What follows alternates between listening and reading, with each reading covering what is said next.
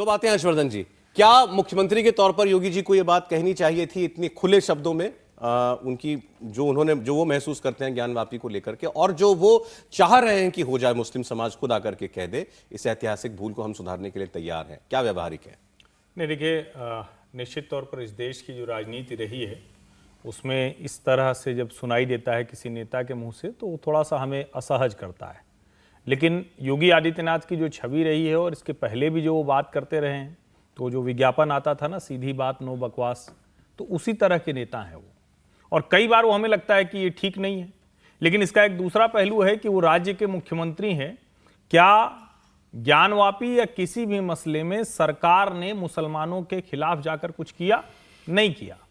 जब loud speaker भी उतरे तो मंदिर मस्जिद दोनों जगह से उतरे। ये जिसको हम कहते हैं ना कि क्या राज्य के मुखिया के तौर पर वो व्यवहार कर रहे हैं और उनकी अपनी क्या सोच है, क्या वो चाहते हैं, क्या वो कहते हैं, ये एक पक्ष है जो हमने देखा और हमको लगता है कि ये सुनने में असहज करेगा कि भाई आप मुसलमानों को सीधे कह रहे हैं कि मान जाइए। लेकिन मैं थोड़ा सा पीछे ले जाता हूं। जब राम मंदिर का पूरा आंदोलन शुरू हुआ था तो इस देश में ढेर सारी समझदार आवाजों ने कहा, और अगर इरफान हबीब और रोमिला थापर जैसे कम्युनिस्ट हिस्टोरियन नहीं रहे होते तो शायद इस देश के बड़े वर्ग को मनाया जा सकता, और इस वक्त नहीं, तब मनाया जा सकता था जब देश बंटा और पाकिस्तान सिर्फ और सिर्फ इस आधार पर बंटा कि हम एक मुस्लिम देश बना रहे हैं। अगर भारत को हम सेकुलर कंट्री के तौर पर भी देखें तो क्या ऐसे कोई अवशेष, ऐसी कोई निशानी, ऐसा कोई प्रतीक होना चाहिए जो रोज दो लोगों को लड़ा रही हो, रोज हिंदू मुसलमान को एक दूसरे के सामने खड़ा कर रही हो? और राम मंदिर के समय कहा गया कि भाई कम से कम ऐसी जगह पर जहां आपको बहुत साफ साफ दिखता है, जो प्रतीक सीधे जुड़े हुए हैं, जहां आस्था डिग नहीं सकती, उसे मान जाइए। नहीं बना था मंदिर तो क्या पंचकोसी और 14 कोसी और 21 कोसी परिक्रमा नहीं होती थी? होती थी पूरे अयोध्या की। लोग सरयू के किनारे किनारे घूमते थे, उनको पता है कि कहां से घूमना है। उसके लिए किसी राम मंदिर के बनने की प्रतीक्षा उन्होंने नहीं की। आज भी जो ज्ञानवापी है, काशी विश्वनाथ मंदिर है, वहां भी लोगों को पता है।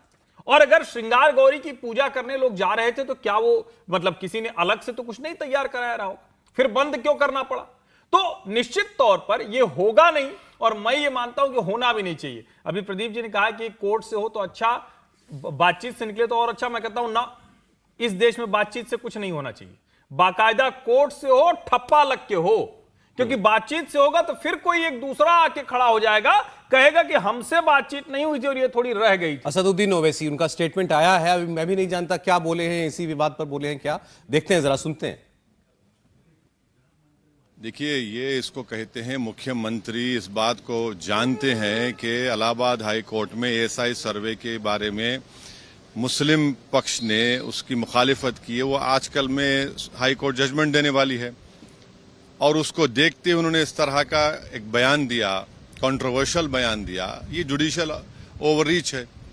उनको पढ़ना चाहिए कि स्वामी विवेकानंदा ने उड़ीसा के एक बहुत बड़ी मंदिर के बारे में क्या कहा था। आप मुख्यमंत्री है, कानून को फॉलो करिए। आप कानून को फॉलो नहीं करना चाह रहे, वो मुसलमानों पर प्रेशर डालना चाह रहे, दबाव डालना चाह रहे हैं। जिस जगह पर 400 साल से मस्जिद है, आप वहां पर दबाना चाहते हैं।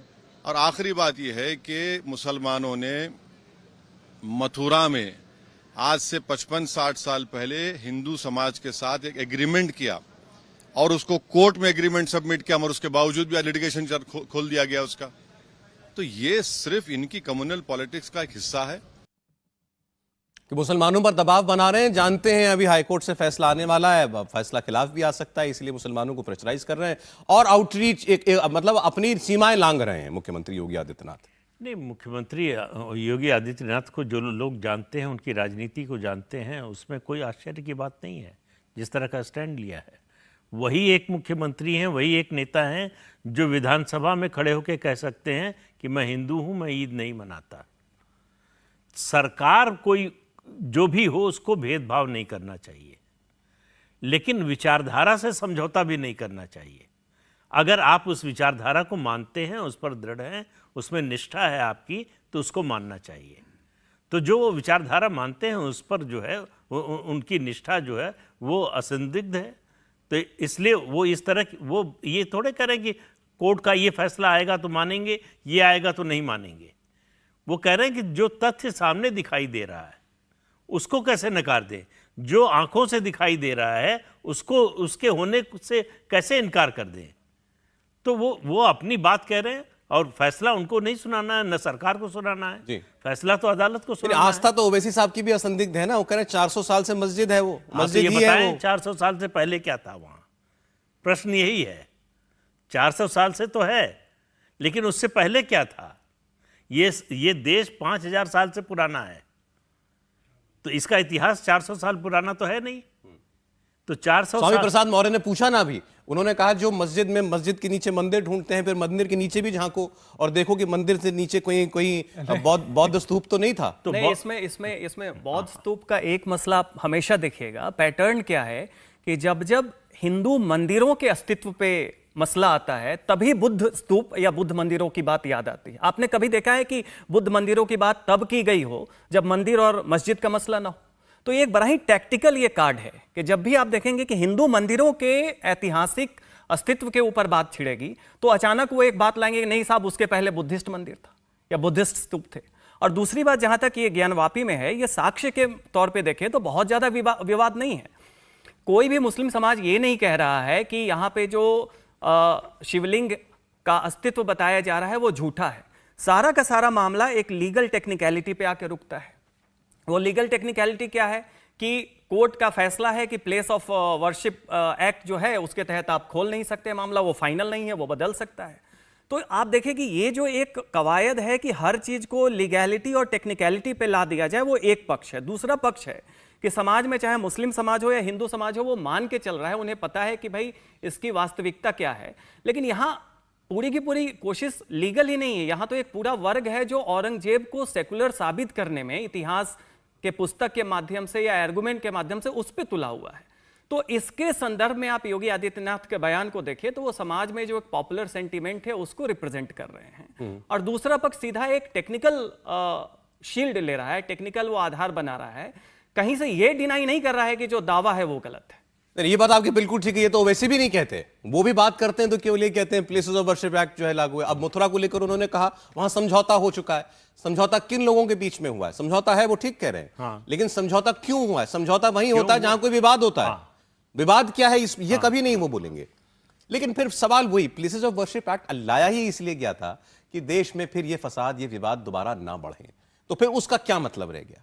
नहीं, मुझे लगता है कि जब आप कोई पॉलिटिकल मसला हल करने की कोशिश करते हैं, ये प्लेसेज ऑफ वर्शिप एक्ट लाया है इसीलिए गया क्योंकि आप समाज में जो लीगल पहलू थे, जो समाज की धारणा थी, उसके आधार पर उसको आप नहीं झुठला पा रहे थे। अब ये हो सकता है, ये कहा जा सकता है कि मान लीजिए, जैसे उदाहरण के लिए हम कह रहे हैं कि मस्जिद कहीं बनी हुई है तो उसको कोई नहीं कह रहा, मुसलमान इस देश के हिस्से हैं और पूरी तरह से हिस्से हैं, लेकिन मस्जिद बनी है जहां मंदिर बना था तो किसी न किसी को तो पीड़ा देगा। हो सकता है कोई एक नेता हो जिसका मन कर गया कि नहीं भाई हम तो बड़े सौहार्द के साथ रहेंगे, एकदम ठीक है, कोई बात नहीं, दूसरे किसी को पीड़ा दे रहा है। और मतलब ये दोनों मसले तो जो भी गया हुआ है, जो भी काशी विश्वनाथ गया हुआ है, अब तो चूंकि मोदी जी ने वो काशी विश्वनाथ धाम बहुत सुंदर बना दिया है, वरना पहले गलियों से जाते थे तो और दिखता था वो। अब आप घुसेंगे गेट नंबर 4 से सामने दिखता है छोटा सा दरवाजा है मस्जिद का, यहां से जाना प्रतिबंधित है, वहां फोटो भी नहीं खींचने देता। कमाल है कि और जगह खींच सकते हैं आप, वहां पुलिस वाला रोके फोटो मत खींचो, उससे क्या हासिल होगा? आप यहां जन्मभूमि जाएंगे तो जहां से नीचे सीढ़ी से जाते हैं आपको दिखाएगा कि यहीं भगवान कृष्ण पैदा हुए थे। आप सीढ़ी से जब ऊपर छत पे जाएंगे तो झांकेंगे, देखेंगे नीचे बकरी बंधी हुई, बगल में वो मस्जिद है, ये सब दिखता है। और ऐसी चीजें विवाद की वजह बनी ही रहेंगी। और मैं फिर कह रहा हूं, न तो ज्ञानवापी जो अंजुमन इंतजामिया कमेटी है और न जो मथुरा जन्मभूमि के बगल है, वहां कोई ऐसा इस्लाम से जुड़ा हुआ, मुसलमानों से जुड़ा हुआ कोई ऐसा न तो नियमित कार्यक्रम होता है, न तो वहां उस तरह के मुसलमानों की कोई आस्था है। नहीं, प्लेसेस ऑफ वर्शिप एक्ट की जो बात होती है, देखिए ये दोनों मामले उसके दायरे के बाहर हैं। क्यों मैं कह रहा हूं? ये सुप्रीम कोर्ट ने कहा। आज जो चीफ जस्टिस ऑफ इंडिया हैं DY चंद्रचूड़, उन्हीं का फैसला है जिसके कारण ये सर्वे शुरू हुआ।